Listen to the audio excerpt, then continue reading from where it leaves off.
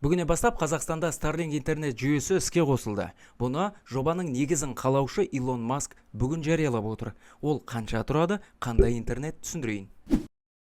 Бұрын бұл технология тек шалғай ауылдардағы мектептерде пилоттық жобаларда ғана қолданылып келген. Қазақ билігі бұл интернетті қосу бойынша келісімді биыл 12 маусымда жасасқан еді. Starlink Илон Маск негізін қалаған SpaceX компаниясы әзірлеген ғаламдық спутниктік интернет жүйесі. Жоба жерді айналып жүрген төмен орбиталы мыңдаған спутник желісін пайдаланады. Бұл жүйе талшықты интернет тарту мүмкін емес аймақтарда жоғары жылдамдықта интернетке қосылуға мүмкіндік береді. Дәстүрлі спутниктік интернеттен айырмашылығы Starlink орбитадан 550 км жерде ғана ұшады.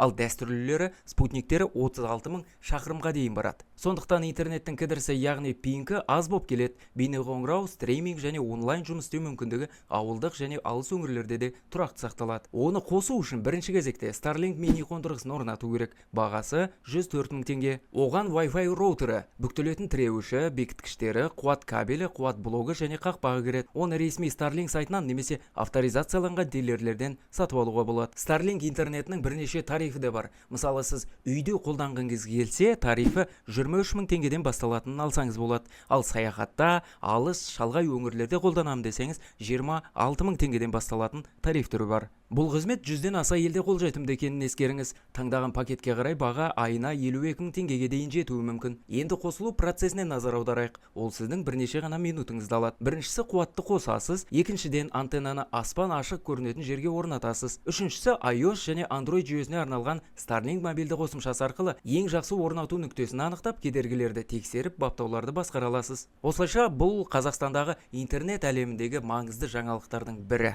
Арнаға жазылып, лайк баса кетіңіз.